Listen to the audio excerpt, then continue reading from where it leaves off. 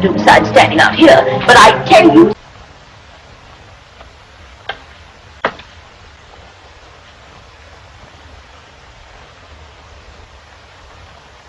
This isn't going to be very flattering, my dear. I haven't the slightest pang of jealousy. No, I shouldn't think you would. A husband who comes home drunk night after night and reeking of cheap perfume isn't exactly in a position to be jealous. He shuns everybody. He won't even talk to me.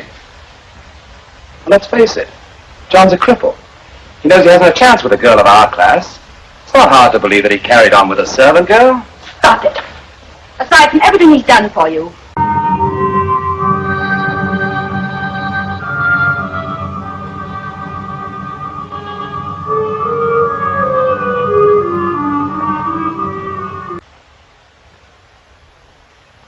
Sometimes cheap perfume can be very exciting. You are a swine stealer.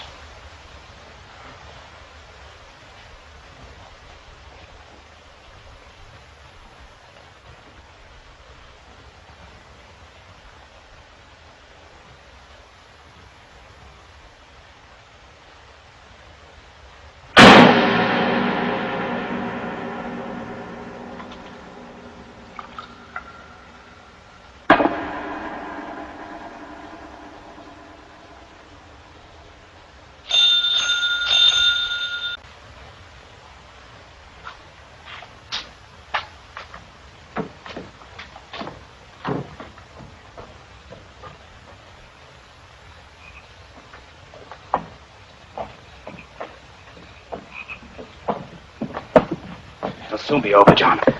She'll soon be in the river and it'll all be forgotten. Forgotten? Yes, yes, I mean for the time being. We wait it and take it way out where it'll stay sunk. Some weeks ago. It's hard to say. Oh, could it have been about 3 weeks ago? What you mean is, about the time that Emily Gaunt disappeared? I must ask you not to mind what I mean, Mr. Byrne. Would you say it was 4, perhaps? I couldn't be sure. You've heard testimony that you borrowed the sack some time ago from your brother. Is that correct? It is. And to your knowledge, it was never returned to your brother. That is correct. Before I could return it, I found that someone had stolen it. And has your brother... No, Mr. Coroner. He was in the habit of eating a very hearty breakfast through all years of work for him. You're the limit. Hey. Well, John, aren't you going to try the punch? No. I don't feel like drinking tonight.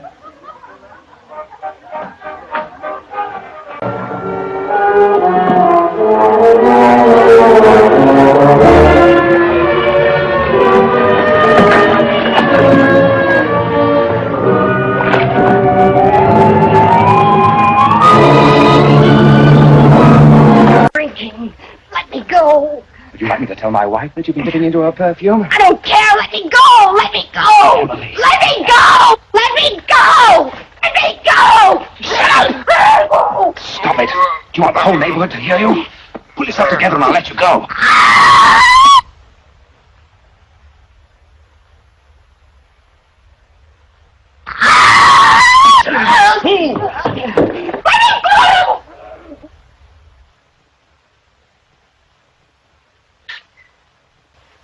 Perhaps you're not prepared to tell me yet, but since you are troubled, I'd like to tell you that I honestly think things are going to be better for you.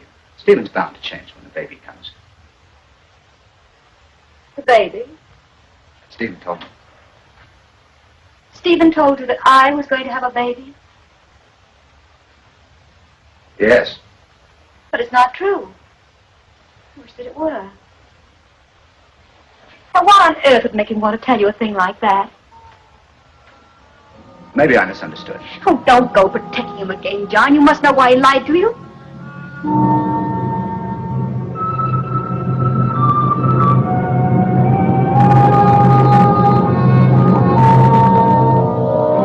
I can't discuss it now, Marjorie. Tell him to come to my place when he gets home. I'll talk to him.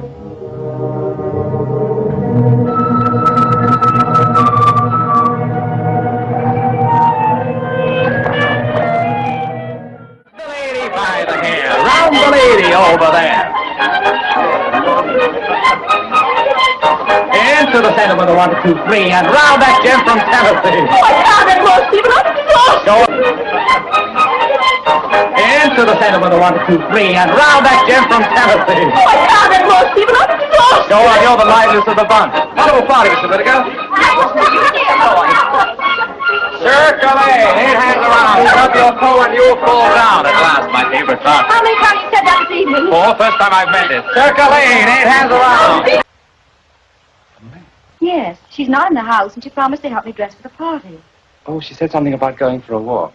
It's not like her. She knows it's Cook's day off, and I'm alone. She probably went off with a young man someplace and forgot the time. I can help you if you like. I could say that you're all promised today, but I won't. I'm not only doing my best, but I'm enjoying it. Oh, you're very sweet. Did you do much writing today? No. Why not? Oh, another script came back. I'm sorry, darling. Is that why you went boating? Yes, I suppose so. I should have been with you. Did you miss me? Up your toe and you'll fall down at last, my favorite thought. How many times you said that this evening? 4, first time I've meant it. Circulate, 8 hands around. Stephen, you're wonderful. You inspire me, Ellie. Stephen, you're right. Let's get away from here. I'll drop you off at Reed's Point so Marjorie doesn't see you.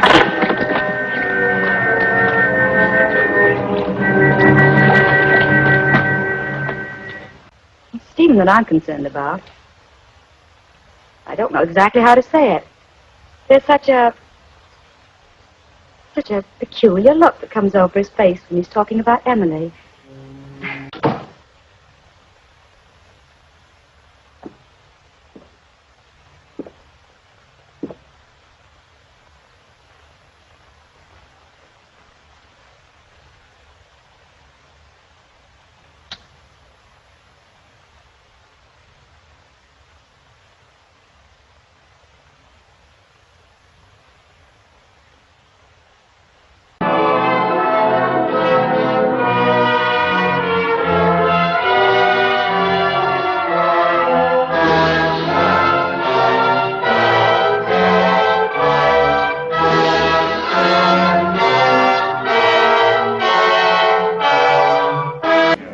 Miss Bantam, tell us what you know about this sack.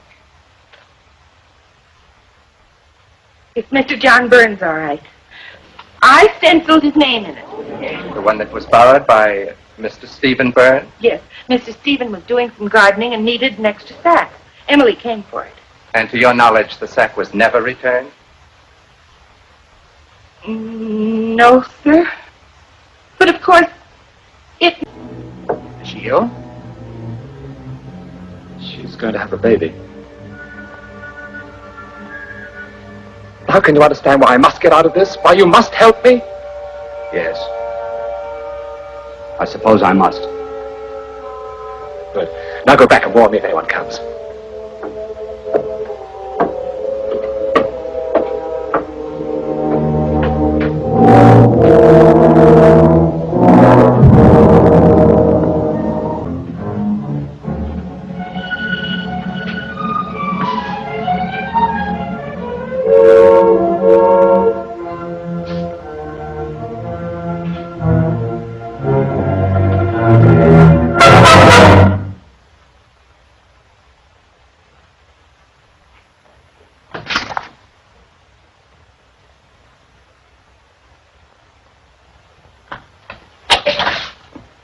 Hello, Stephen.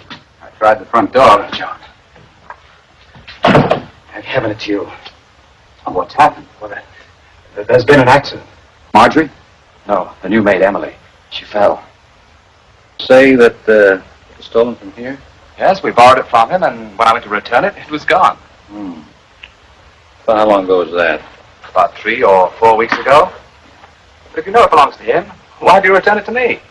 Well, we tried to contact them all day, but had no success. You see, this sack contained the body of Emily Gaunt. Clad only in this inexpensive dressing gown. And according to the medical experts who testified at this inquest, strangled and afterwards thrown into the river. Now, when did you first discover that this dressing gown was missing? There's a gentleman to see you, Mr. Byrne. You know I don't wish to be disturbed. He's from the police, sir. Please. Send him in. Yes, sir.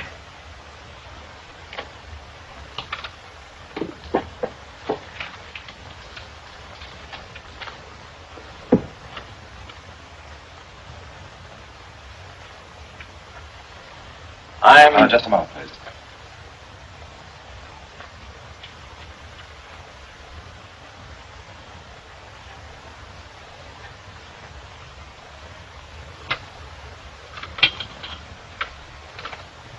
Sorry, I wanted to get my thoughts down before they went away.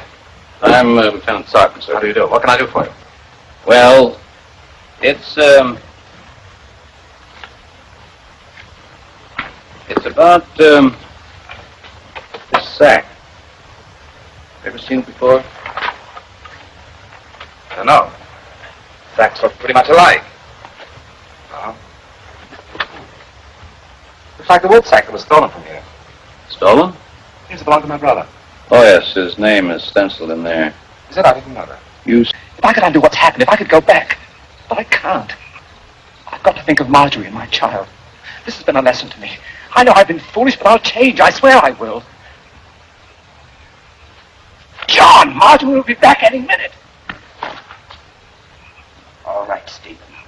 All right. You talked me into this, too. As you have 1,000 times before.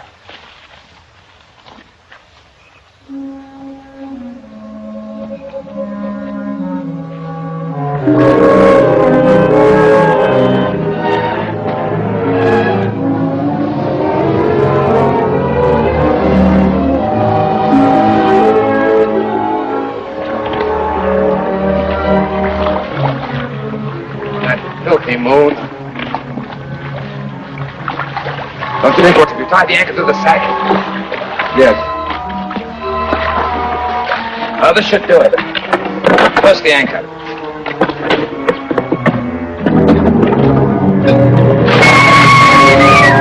All right, lift up.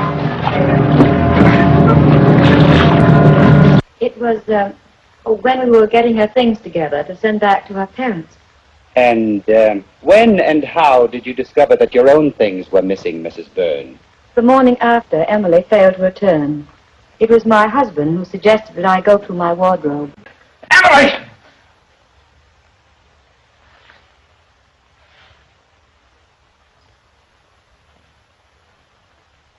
Merciful God.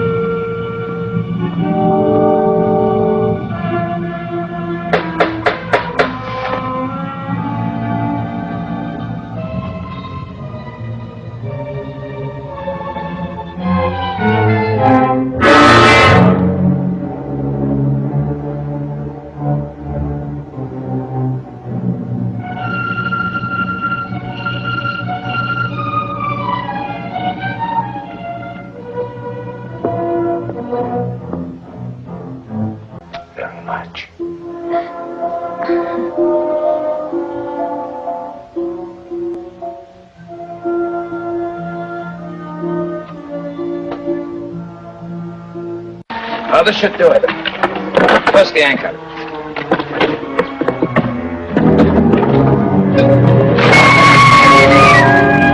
He insisted that inasmuch as none of Emily's dresses were missing, she might have gone out with some of my own things.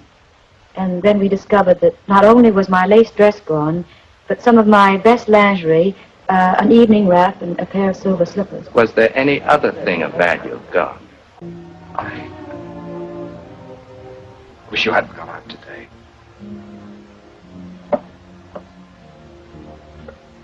Come on.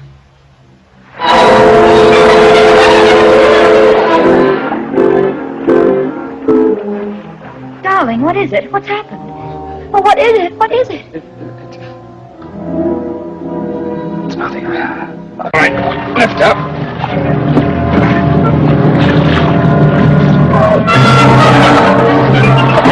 A terrible headache, that's all. Oh, then we'd better stay home tonight. No, I'll be all right. Don't worry. Oh, darling.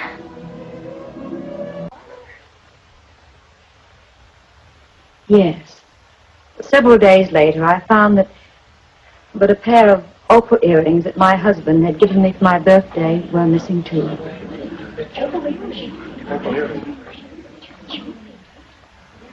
Then you're under the impression that it was Emily Gaunt who took these things.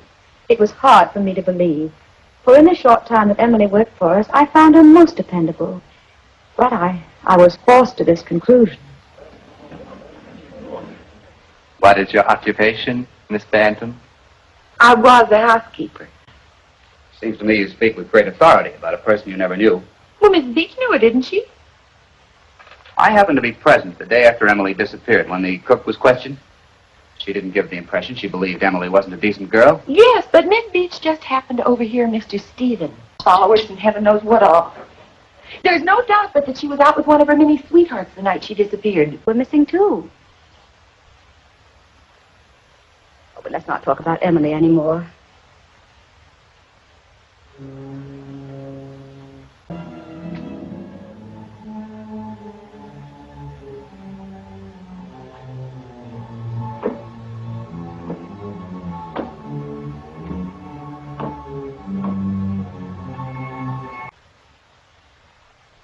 How do you know that, Mrs. Beach?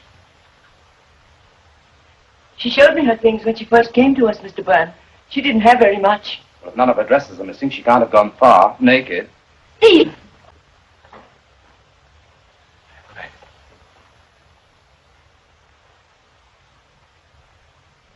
Stephen? Marjorie. Is that you, Stephen? Yes, Marjorie. You frightened me. Sorry, dear. I'm not going to sit up and worry about a promiscuous servant girl who wants to make a night of it someplace. I'm going to bed. Alan, man, laugh. Grand Island laugh. First you'll whine, and then you'll laugh. To meet your partner and give it a swing and throw it all around the ring.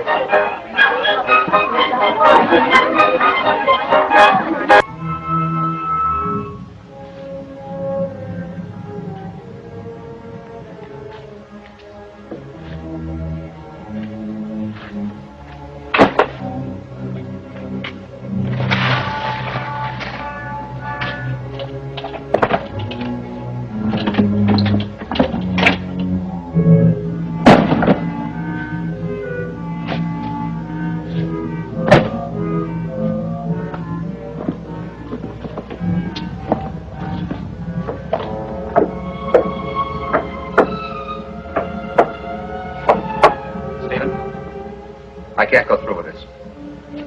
You promised to stay up there. Listen to me. The only thing to do is to go to the police. Tell them exactly how it happened. That it was an accident. But they'll never believe me. Bad name. Yes. That Emily was a proper hussy. Gadding about night after night. Young men in the home of Mr. John Burns, sir. But I'm unemployed at present. How long were you employed there? It would have been 5 years this coming Christmas. Why are you no longer employed by Mr. Byrne? Because he became too impossible to get along with from the time that Emily Gaunt disappeared.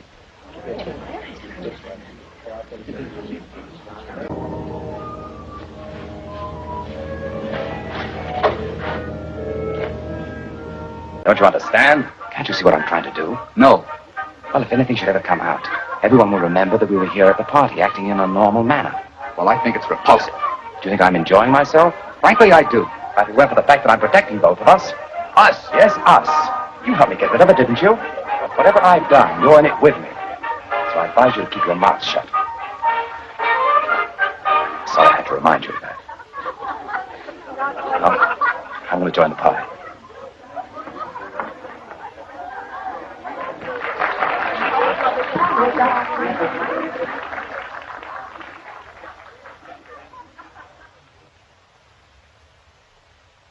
she went further than she meant. But you make your own bed, you must lie on it. Would you like your eggs now? No, I don't care for any this morning. Now, Mr. Byrne, you haven't eaten proper all week. Miss Banton, did you know Emily Gaunt? No. But I know them that did.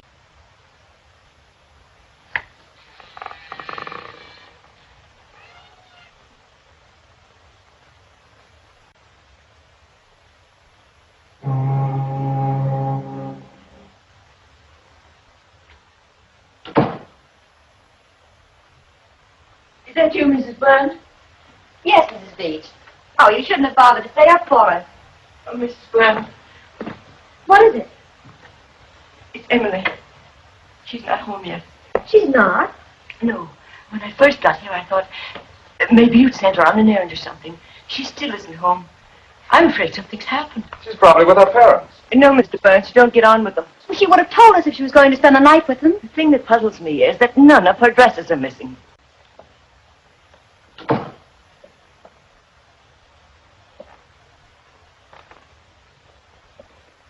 What's the matter with him?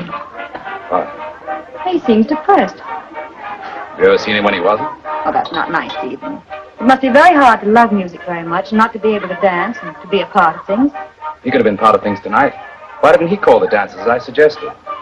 He's just naturally a wet blanket, that's all. That's very cruel, Stephen. You wouldn't have said such a thing if you hadn't had... Well, if you hadn't had, say, about 4 too many. Don't start anything, Marjorie. I'm sorry. I'll go see what's wrong with him. John!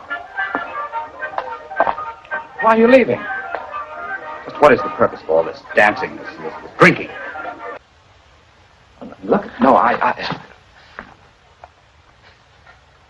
Stephen, what's the matter with you? Have you sent for a doctor? No, there's nothing anybody can do. She fell down the stairs. She hit her head. They'll blame me. Well, why should anybody blame you? Well, because I was playing the fool pretending I was going to kiss her. She got frightened and something happened. I don't know what exactly, but of course they'll blame me. Stephen, stop it. Let me look at her.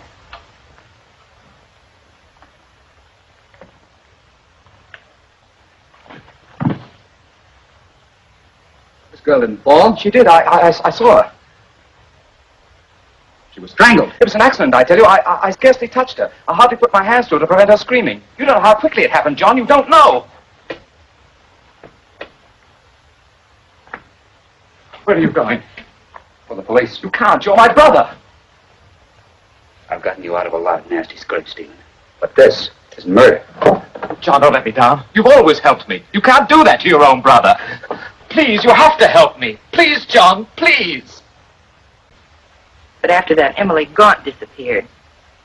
In fact, the very morning the story appeared in the newspapers, he scarcely touched a thing. And several times, when I even indicated that the hussy might have got what she deserved, he practically snapped my head off.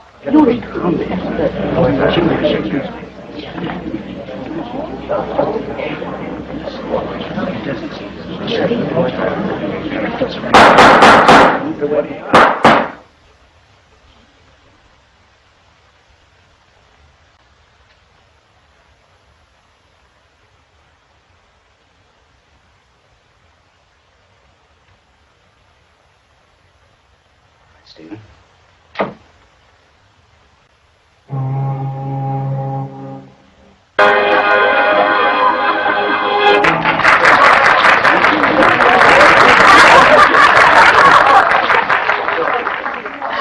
Brother of yours, a real devil, a real devil. Until later.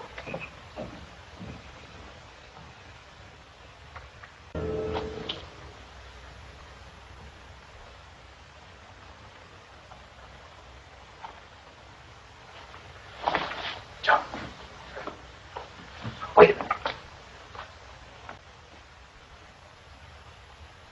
It's the truth, John. At first, I didn't believe it either. But Stephen kept after me to go through my things. Oh, it was Stephen, then, who was first suspicious. Yes. Our whole outfit was missing. Hat, dress, shoes, everything. And only yesterday I discovered that the opal earrings that Stephen had given me for my birthday were missing, too. Oh, but let's not talk about Emily anymore.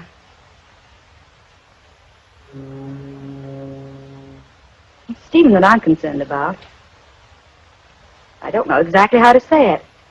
There's such a peculiar look that comes over his face when he's talking about Emily. Police will find us soon enough. Yes, but they won't know we did it. I mean, there are hundreds of sacks like it. They won't trace it to us, will they? No. Not to us. They'll trace it to me. To you. My name is on it.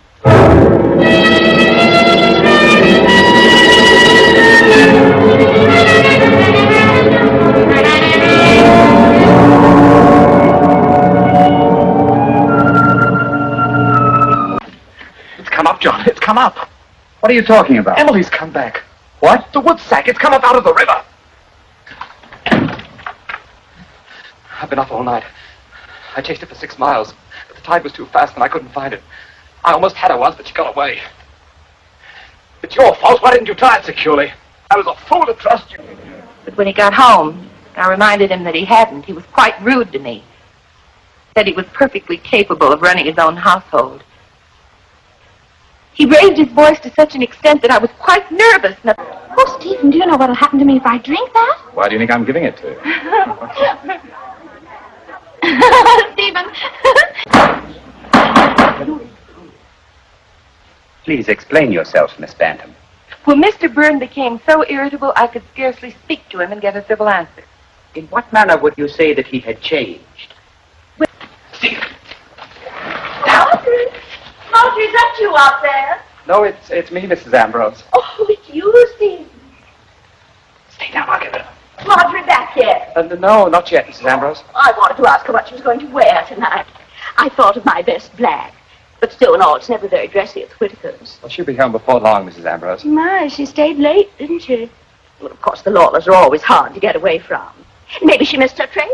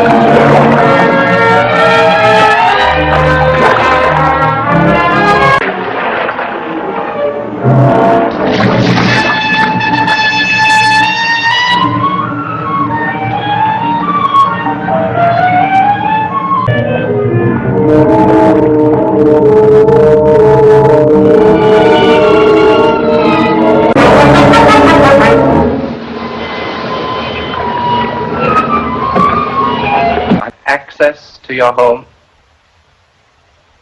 Yes. You mean he has a key to your home? No, Mr. Coroner. The back door's always open. Set. Then he dismissed me. And then there was nothing to prevent his coming to your home at a time when you were not there and taking what was rightfully his. No, nothing to prevent it, but in this case, I don't think it's probable. And when did the scene occur between you, Miss Bantam?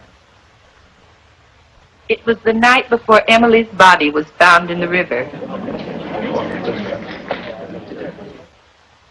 By the way, Mr. Byrne, it may have helped this case if you'd reported that the sack had been stolen from your home. I didn't think the loss of an old sack worth troubling the police about. But why didn't you report the theft of the more valuable things either? The opal earrings, for example.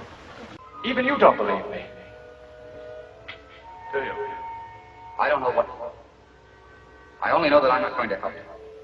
For once, you're going to get out of this thing by yourself. John, if you won't do this for me, do it for Marjorie, for her sake. Did you know that Marjorie went into town today to see the doctor? Because I didn't wish to cause Emily's parents further concern. Besides, my wife and I thought that eventually poor Emily would return, and the articles would be recovered. Now tell me, Mr. Byrne, when was the last time you used this sack for gathering wood?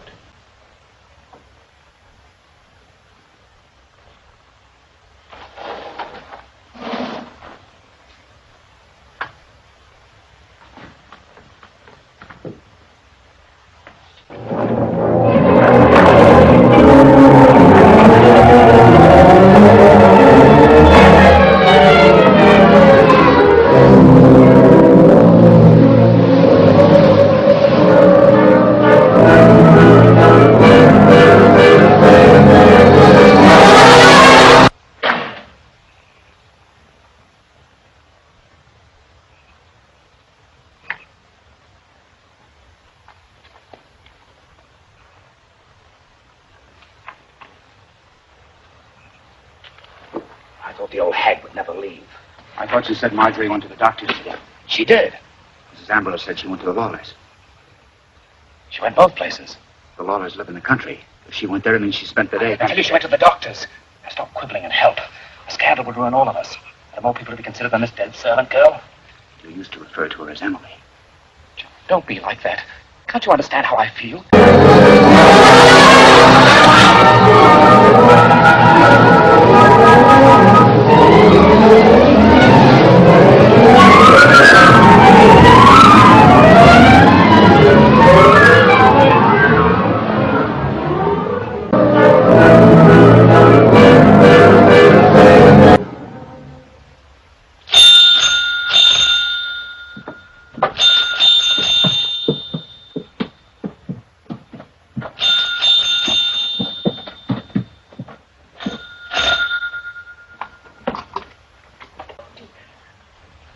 Here he comes now.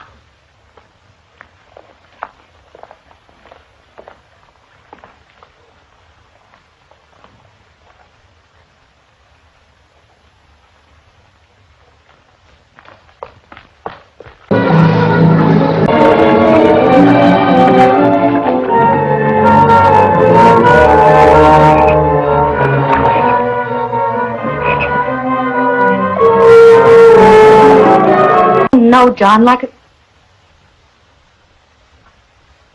friend. More than that. Stephen?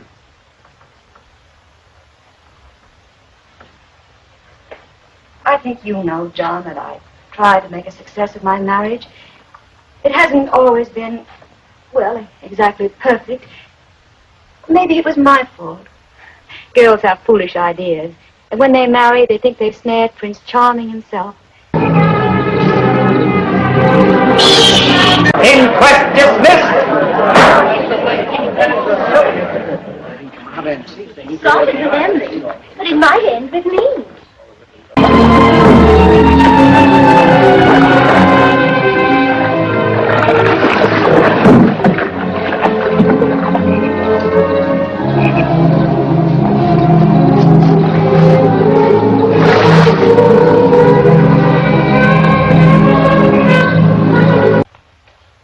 Oh, Mr. Byrne. Mr. Byrne! Yes? No, not you, Mr. Stephen Byrne. Me? Yes, they'd like to see you inside a moment. Certainly. You go on. I won't be long.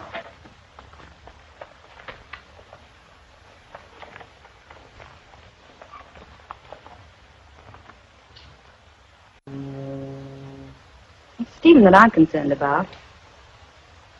I don't know exactly how to say it. There's such a peculiar look that comes over his face when he's talking about Emily.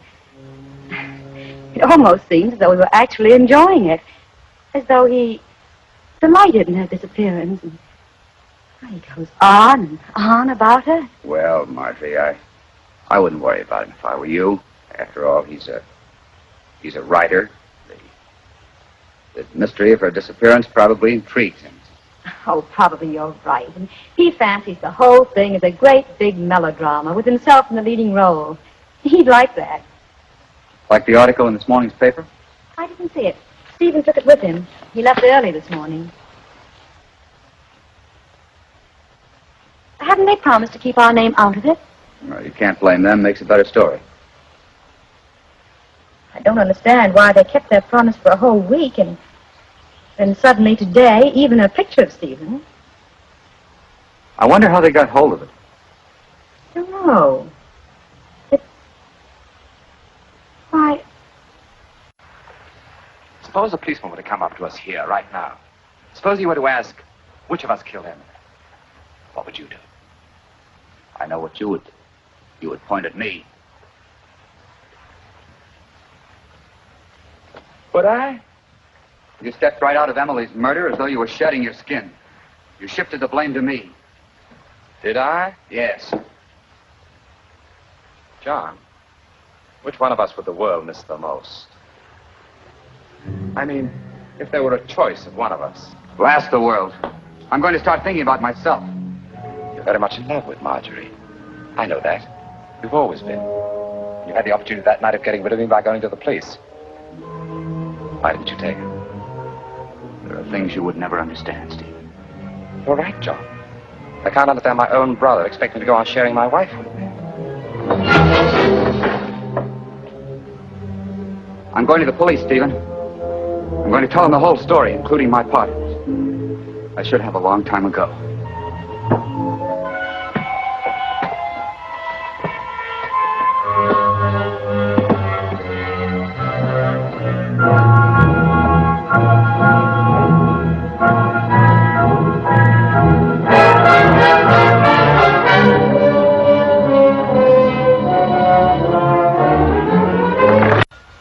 Marjorie! Hello, John. Hello, Marjorie.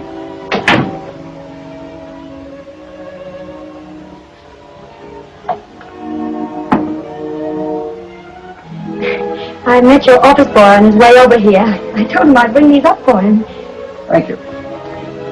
I've been here so many times, John. And to the office, too, but you were never in. I know.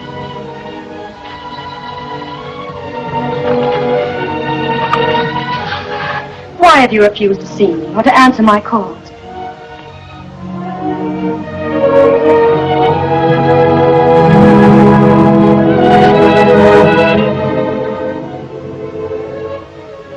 Haven't you found a housekeeper yet? There seems to be an extreme shortage of domestic help at present. Well, that's not true. Only yesterday, Mrs. Beach was telling me... It's true in the case of Mr. John Byrne. Even the children know that I killed Emily Gaunt. I know, John. I've learned a lot about people myself lately. They can be very vicious. You think that because you've lived with them for years, they're fond of you.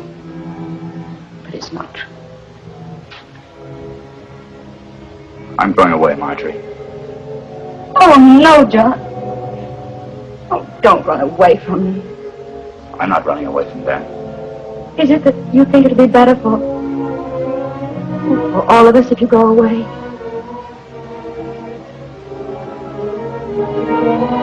I've got to be sensible.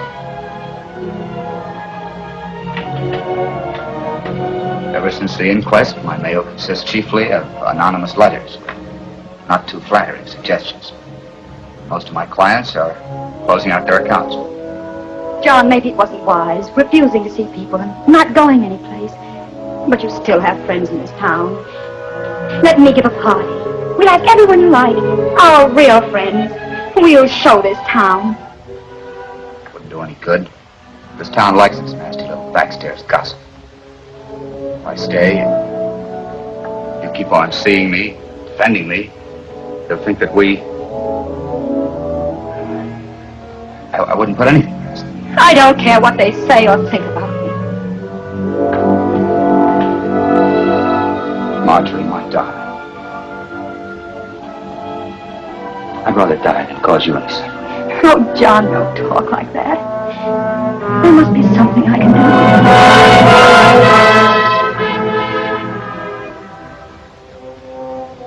No. The only thing to do is to go away. I've thought it out very clearly. John, then promise me one thing. Before you do anything, before you make any decisions, let me know. I promise.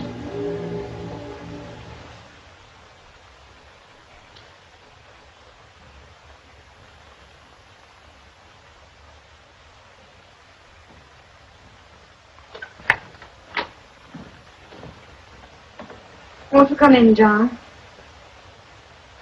I'd rather not, Marjorie. Good night, Ben, and thanks for seeing me home. Good night.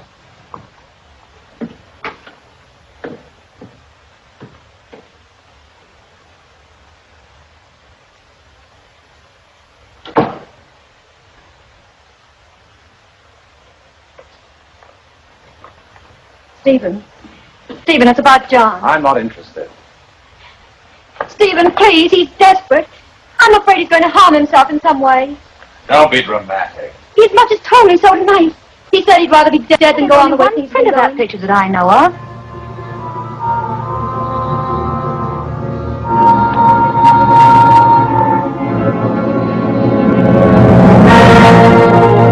Now, isn't he like a child?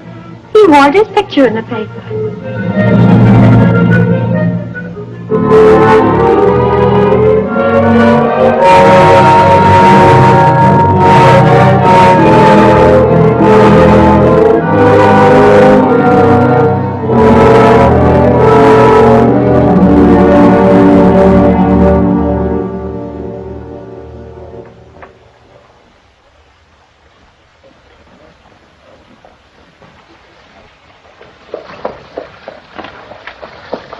How do you do, Mr. Byrne? Mr. Miller, What do you think of the display? very attractive. But it wasn't up when I passed yesterday. No, your brother called me last night and told me of the publicity he was expecting in the papers, and he wanted me to cash in on it. Thank you, dear boy. Oh, gee, I'd love to be a writer, too. Well, why don't you try, Effie? Your mother says you're very good at making things up. But some of your excuses are masterpieces of imagination. Would you say it was 4, perhaps? I couldn't be sure. Then would you say it was near the time that Emily Gaunt disappeared? I couldn't be sure. The collection of firewood, unlike a marriage or a birthday, is not a festive moment in my life. I don't remember. But you do remember the testimony that the sack was stolen from your brother. Will you kindly give an oral answer to the questions asked at this inquest? I do. Does it not strike you as being rather odd that a thief would bother to take an object of such little value? I wouldn't know. Or that a girl, if we concede for a moment that Emily Gaunt took it, do you think she would have taken such a sack with her to some mysterious rendezvous? I'm not here to answer riddles. No, I shouldn't think you were. Mr. Byrne, I will be more direct then. Did you know the deceased Emily Gaunt?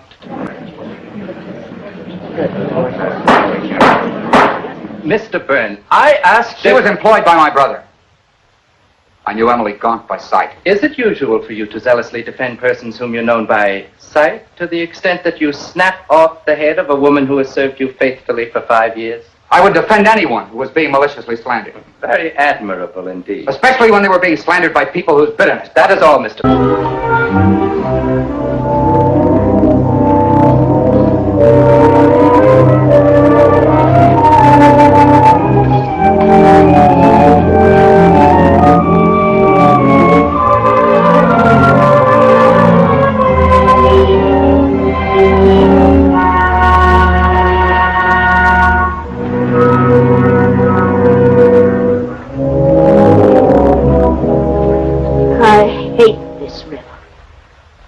What's the trouble, Mrs. Ambrose?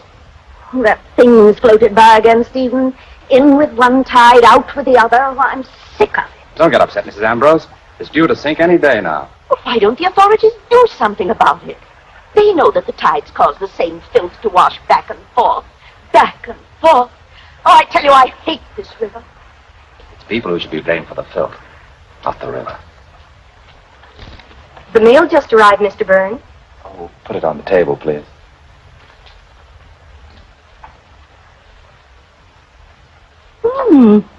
Looks like a manuscript. My manuscripts are like the tide out there. They always come back.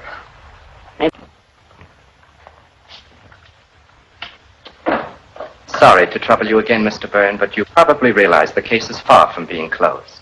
So? Are you certain you have nothing more you'd like to say to us? Nothing. I can understand your feeling, Mr. Byrne. After all, the man is your brother. But if there's any further light you can throw on this... There's nothing more I can say, except that I'm fully convinced that my brother is innocent. Was that all? That was all.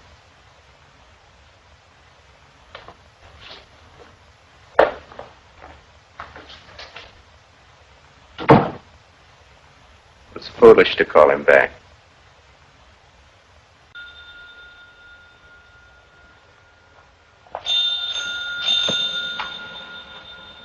Marjorie! Hello, John. Hello, Marjorie.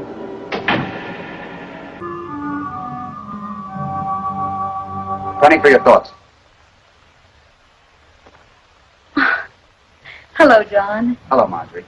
Is Stephen in? No, he's on the river somewhere. He seems to have found an unusual interest there lately. But won't you come in?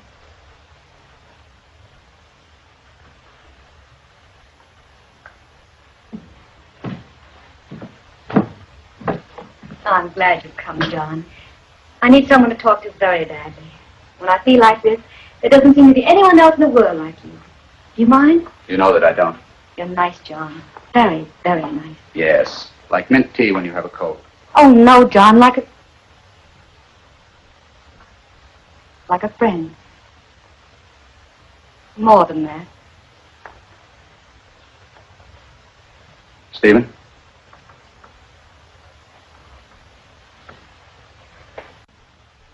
How many times have I told you to keep away from my desk? Stephen. I hadn't expected to have it read for some time. But since you have read it, tell me what you think about it. How can you ask me that? Well, don't you think it's good? Can't you appreciate its quality quite apart from its content? Not when it says that my husband is a murderer. I thought I'd disguised it completely. But you read between the lines, didn't you? John must love you very much, letting everyone think he did it. Oh, no. He loved you very much. He was old-fashioned. He believed in chivalry. That's why he kept silent about it. But you, I don't think I can expect you to keep silent about it. Can I? You intend to go on forever letting people think he did it?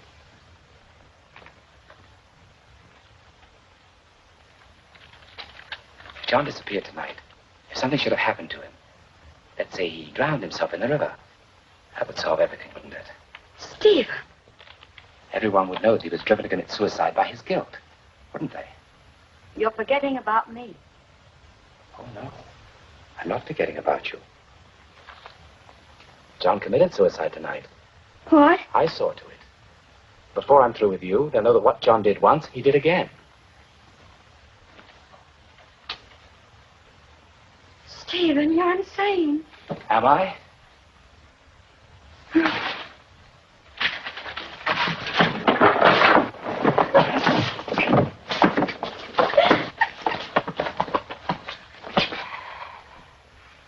Don't you realize, Marjorie, you're reading the manuscript to solve everything. You know, I met Emily on the stairs.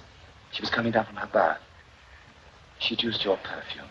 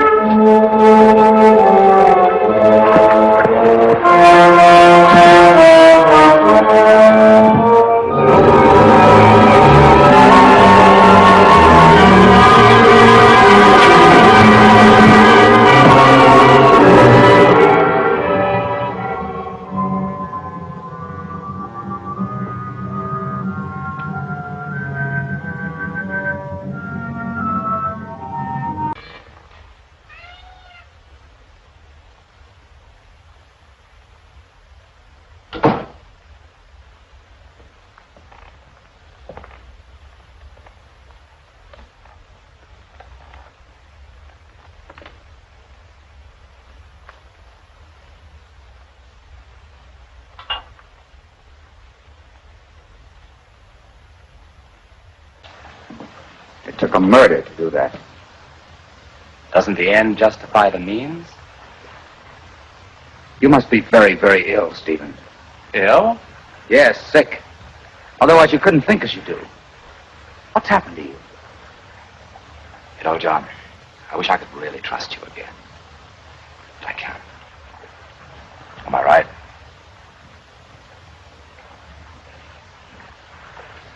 Suppose the policeman would... remember reading the manuscript to solve everything. You know, I meant to ask, which of us killed him? What would you do? I know what you would do. You would point at me. Would I? You stepped right out of Emily's murder as though you were shedding your skin. You shifted the blame to me. Emily on the stairs. She was coming down from her bath. She'd used your perfume. She looked rather pretty, and I wanted to kiss her. But she got frightened and screamed. I had to stop her screaming. I didn't mean to kill her. I hardly touched her. But I didn't realize how easy it would be. So very easy.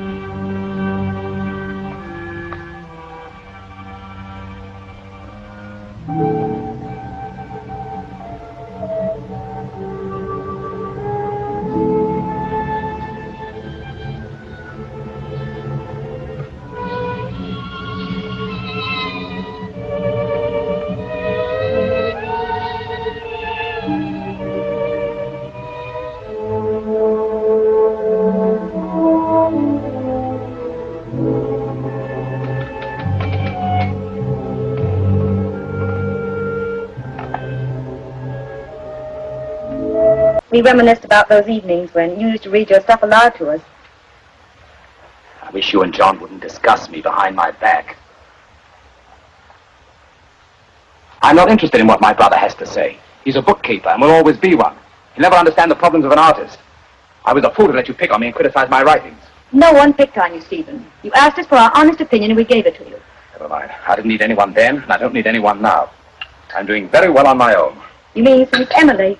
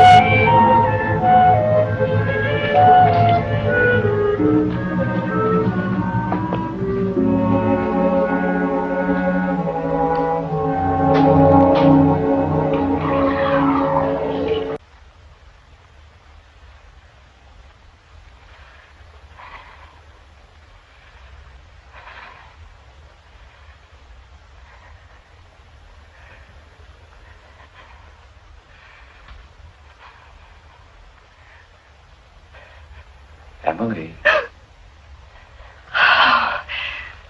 Oh, Mr. Byrne, it's you. Oh, you frightened me. Did I? I thought you were still in the garden. Did you? I left everything nice and tidy for Mrs. Byrne. Did you?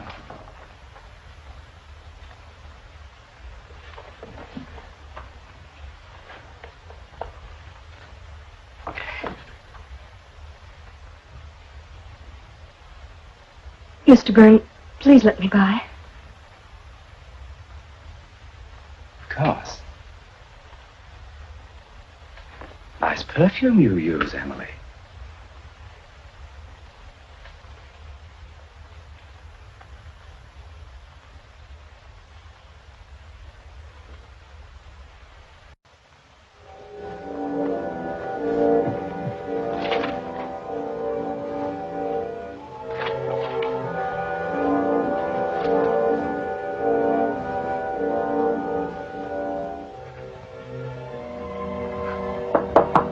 Yes? Stephen. What is it? You know I'm working. Stephen, why are you so irritable? What is it? I'm rather worried. Well, can't you wait and tell me about it later? All right, I'll be in my room. It's about Lieutenant Sarton.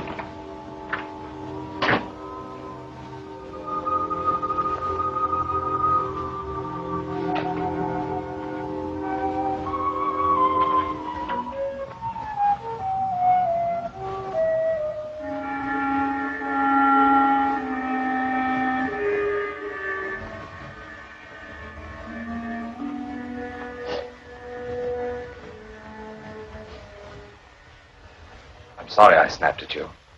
I was trying to finish a chapter. What did you want to tell me? Well, it's in these last weeks, since the inquest, I seem to run into that detective all the time. And just a little while ago at the market, too. And he always looks at me as though he thinks I know something I haven't told about Emily. Has he ever asked you any questions? No, but last night, after you'd gone out, I decided to go over to Mrs. Ambrose's. And I saw someone across the street. It looked like him. And I almost had the feeling that he'd been watching the house.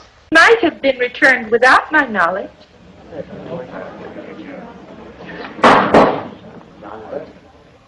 What do you mean by that, Miss Bantam? I mean simply that it's peculiar to me that Mr. John Byrne would have allowed the sack to remain at his brother's for any length of time at all. Please clarify that statement. Well, it was his habit to go out and collect firewood off the river.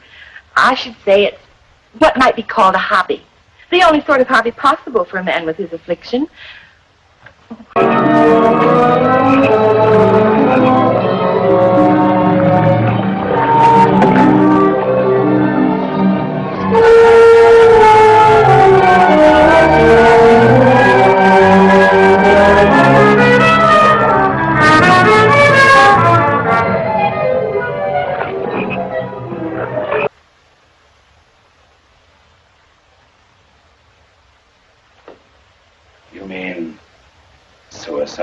Yeah, they wouldn't if you took my advice.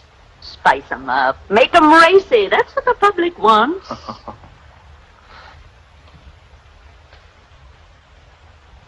What is it, Emily? Well, it's just that it's getting awfully late, Mr. Byrne, and the plumber hasn't arrived to fix the downstairs tub. But if he hasn't come by now, he probably isn't coming at all today. Use the upstairs one if you like. The other day I read in a magazine that a writer must write only about things he knows. If he puts down truthfully the things he's actually experienced, if they're exciting. Thank you, sir.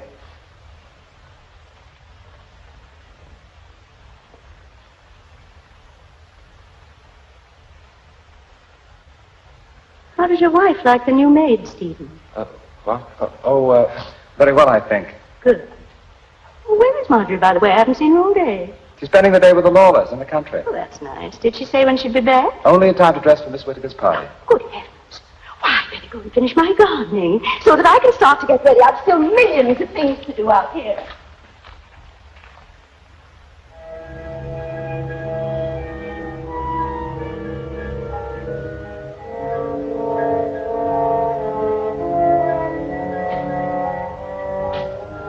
Enough. He's bound to be very successful. That's very interesting, Mrs. Ambrose.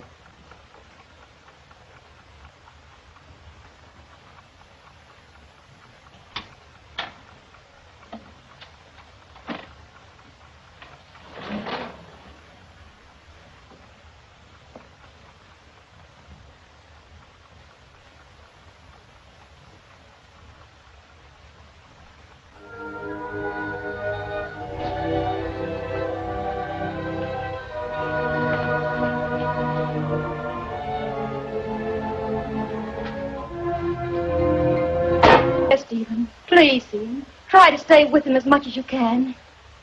If you hurry, you can catch up with him now. All right, Marjorie. If you insist. Thank you, Stephen.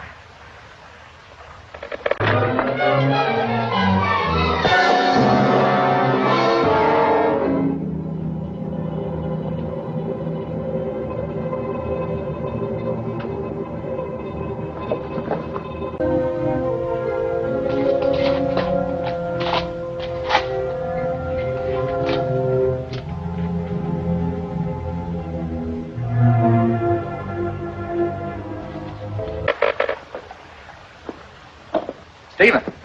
Yes, John? What are you doing here? Marjorie was very worried. She sent me to look for you. Lucky I found you, isn't it? What do you mean? Well, you might have,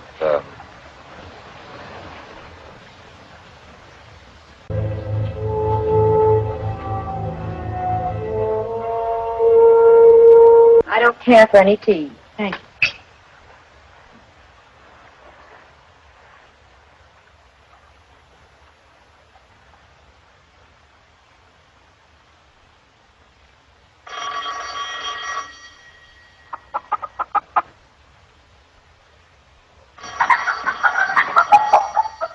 John Burns' accounting office. Walter Herbert, office boy speaking. One moment, please. It's your housekeeper. She'd like a word with you, Mr. Byrne. Thank you, Walt.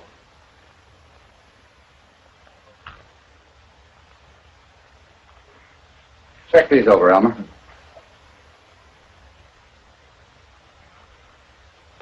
What is it, Miss Bantam? Mr. Byrne, with the cold weather coming on, I told the neighborhood boys to gather some driftwood, save you catching cold like last year. But when I went to get the wood sack, I found that your brother hadn't returned it. I wonder, would you mind stopping there on your way home this evening? When did my brother borrow it, Miss Bantam? Several weeks ago when he was doing the gardening. He sent Emily for it. All right, When did you say he borrowed it? Several weeks ago. And even though that Emily isn't with him anymore, you'd think they'd return the sack. After all, your name's on it. How long was he there? I don't know. When I got back, he was gone.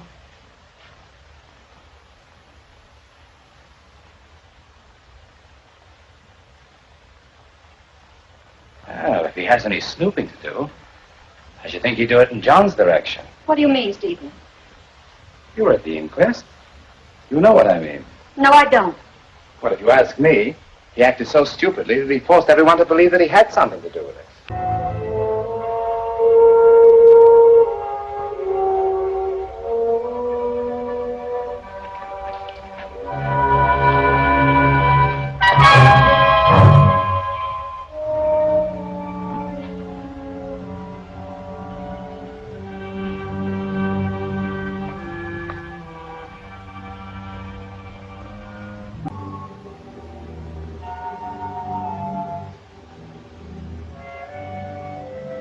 My name is on it?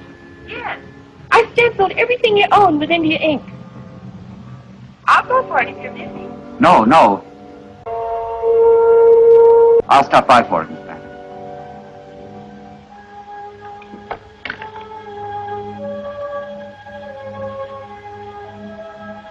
I hate this river.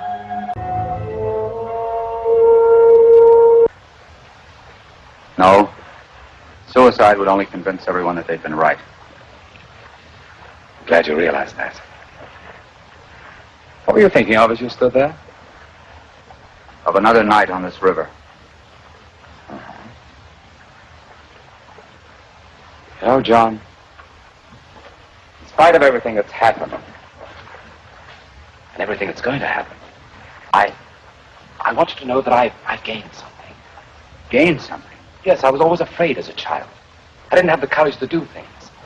I was afraid of people, what they might say or think. Maybe that's why my writing wasn't good. You were right in that. But I'm not afraid anymore, and I've written something good. Because it's real.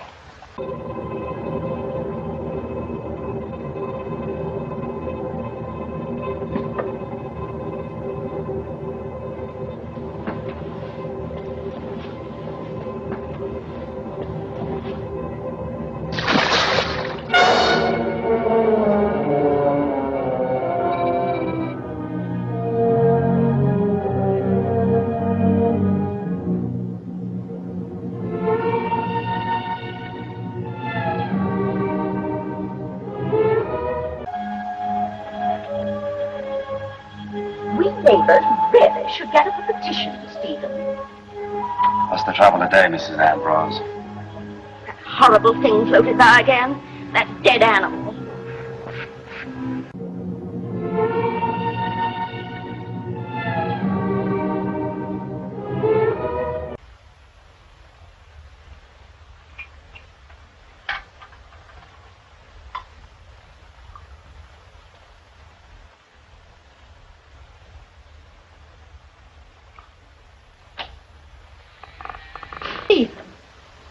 On top of everything else, he hasn't acted normal since the inquest. Couldn't be. Must have sunk long ago. No! No, it isn't. It's a sack. Yes, that's what it is. A sack of some kind. Probably filled with rubbish. You see that?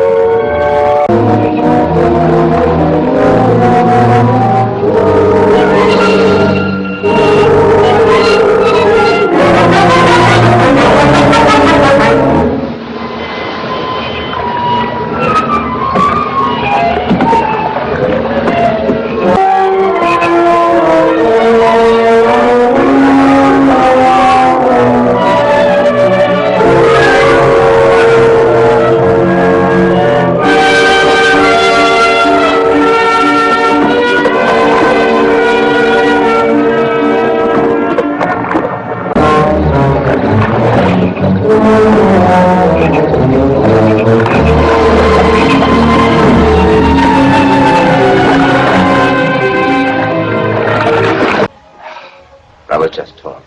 Everybody needs someone. Believe me.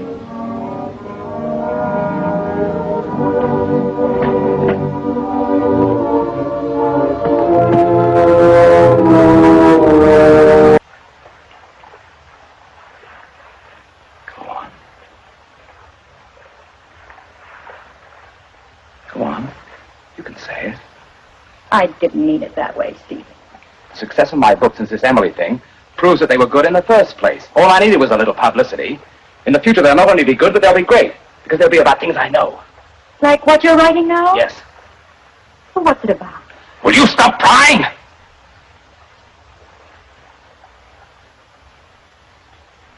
Let's have our tea. I wasn't crying, Stephen. I was only interested. He's your brother. There's a limit to this business of being brothers, Marjorie. Oh, Stephen, you're insane. You're very fond of him, aren't you? You know that. Are you in love with him?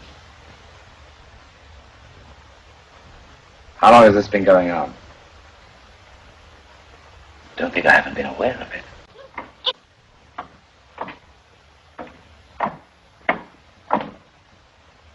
John.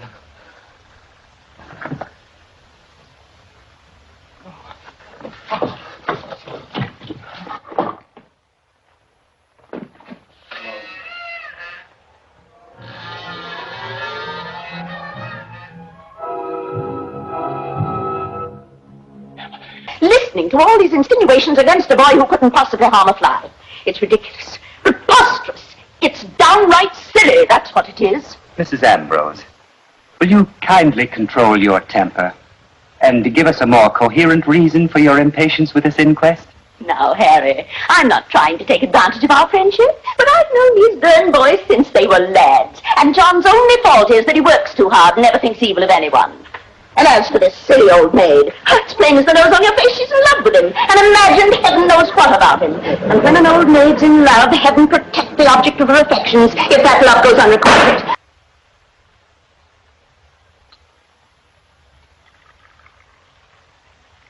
Wouldn't waste my time reading such trash if I were you, Mr. Byrne. When is the disappearance of a human being considered trash, in your estimation, Miss Bantam? Since I found out what a bad name that Emily Gaunt has given young women like myself in service. Emily! Emily! No!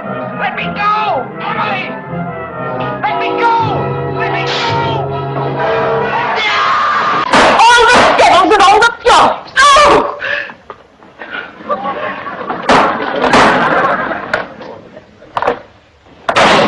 And if there's anyone else who wants to know anything about himself, just let me know.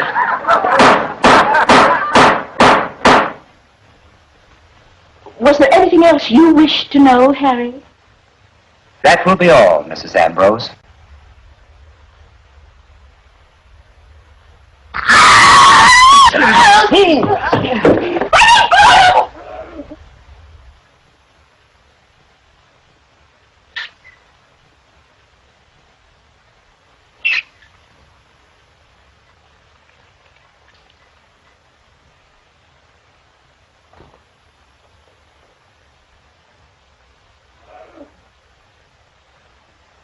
That's better. All we needed was to have that old gossip hear us.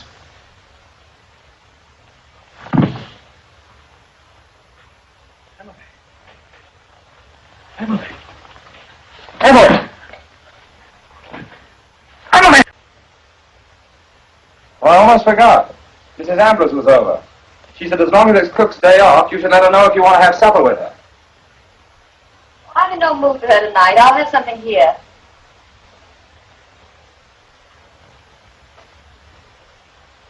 Well, you better tell her now before she goes to any trouble. You know how sensitive she is. Yes, I guess you're right.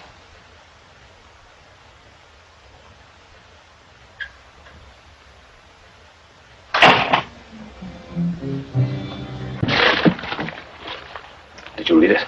No, I only picked it up. What's the matter, Stephen?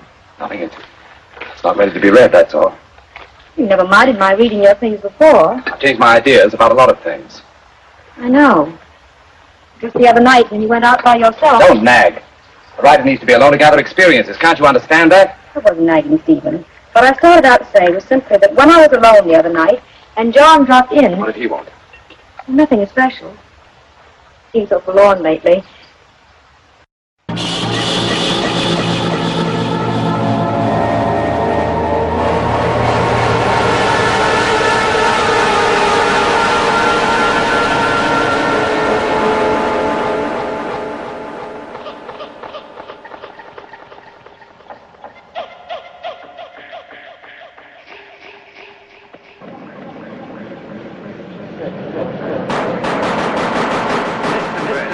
She was employed by my brother.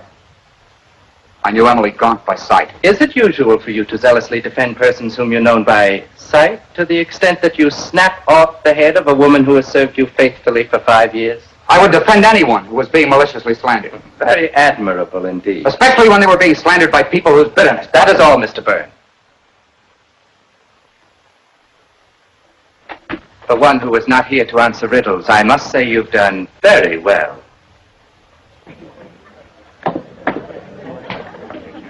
Mr. Coroner, Mr. John Byrne was the last of the witnesses for this inquest. I have a few things I'd like to say, if anyone will let me. If they pertain to this inquest, by all means, Mrs. Ambrose.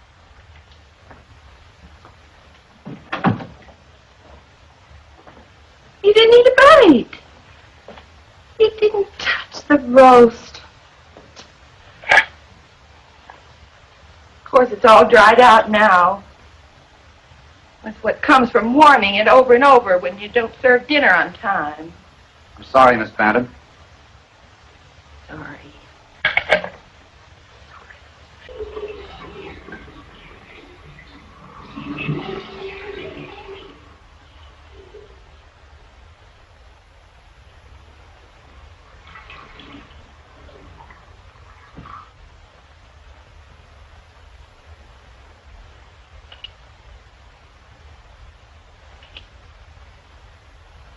Being sorry won't help us spoil dinner.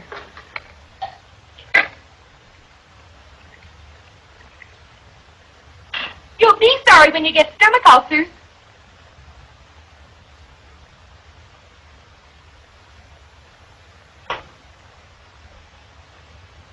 I know it's none of my business, Mr. Byrne, but you've been drinking a good deal lately. I appreciate your interest in me, Miss Bantam, but I must remind you that I'm quite old enough to determine my own drinking capacity. When a man's alone as you are, he should be grateful to have somebody look after him.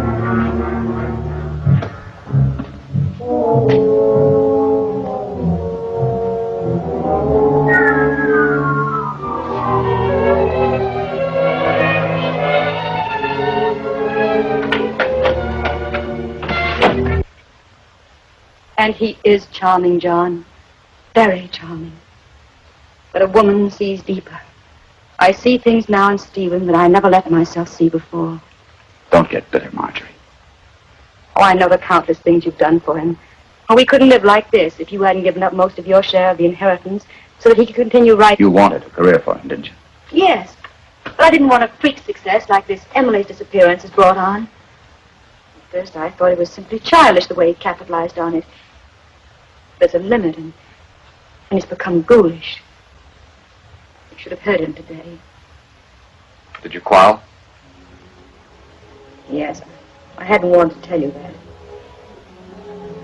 I'm beginning to wonder why you ever married me at all. Perhaps it was because he needed you.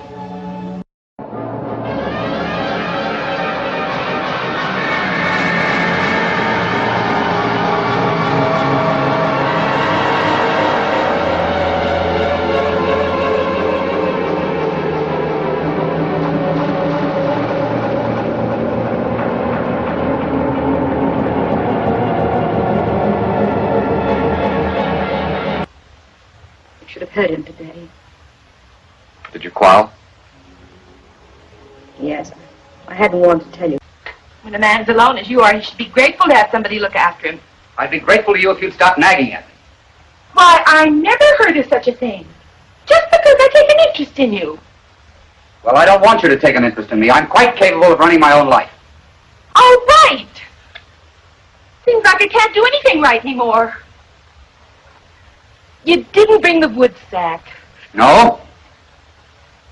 But I told you the boys will be here in the morning to gather driftwood. What shall I tell them? I don't care what you tell them. Now, please leave me alone.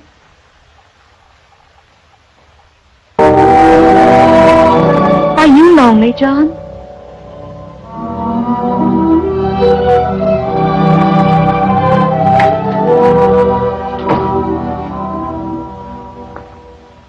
Pardon me, Mrs. Byrne, but I thought it was getting dark here. Thank you, Mrs. Beach.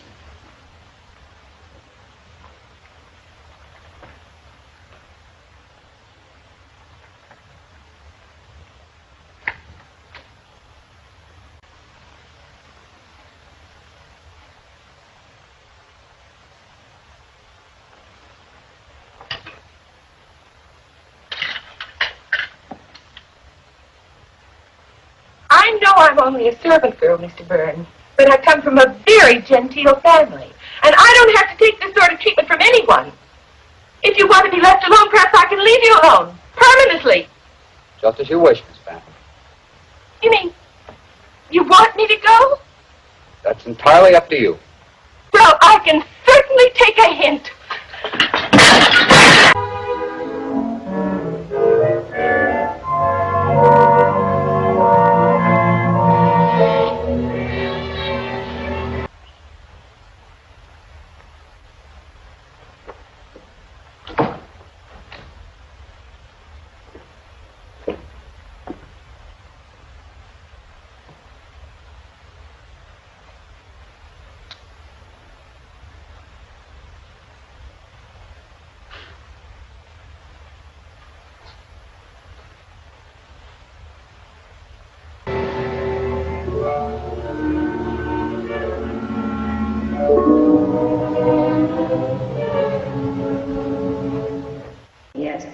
hadn't wanted to tell you.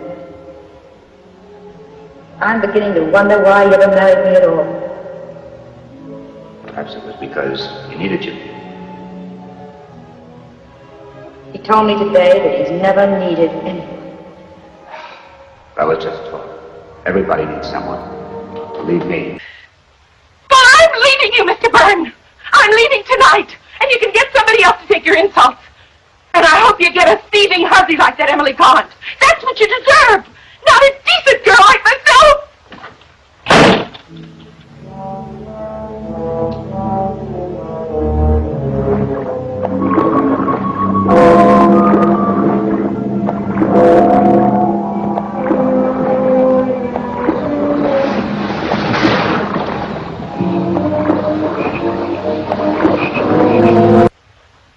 And so, in all probability, Emily Gaunt, dressed in her mistress's finery, went off to some secret tryst.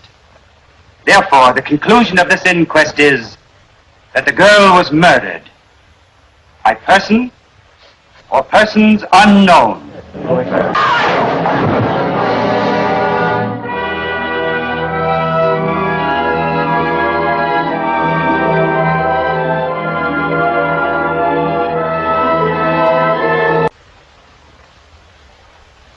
You have a filthy mind.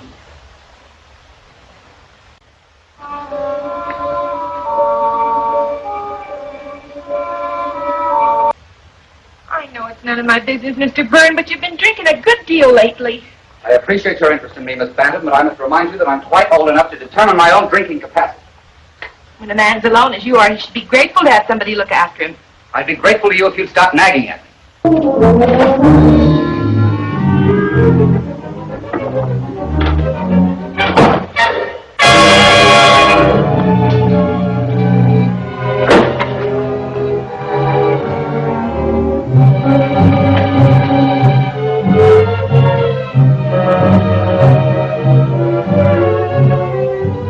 Mr. Byrne, you're hurting me. Emily, You've been drinking. Let me go. would you like me to tell my wife that you've been getting into her perfume? When Emily's parents came worrying around the other day, wouldn't you like just one egg? Emily's parents came to see my brother? Yes, and he let him have it, he did. Said he never should have let her work in an honest house in the first place. That she was a thief and a good-for-nothing trot. That's a lie! Good gracious, Mr. Byrne. Don't shout at me. Wasn't me that said it. It was your brother. I'm so sorry I shouldn't have said that. Please continue, Miss Bantam. Well, recently, I called in some of the neighborhood boys to gather firewood. But when I went for the sack, I found that Mr. Stephen hadn't returned it yet. So I phoned Mr. John, and he agreed to pick it up.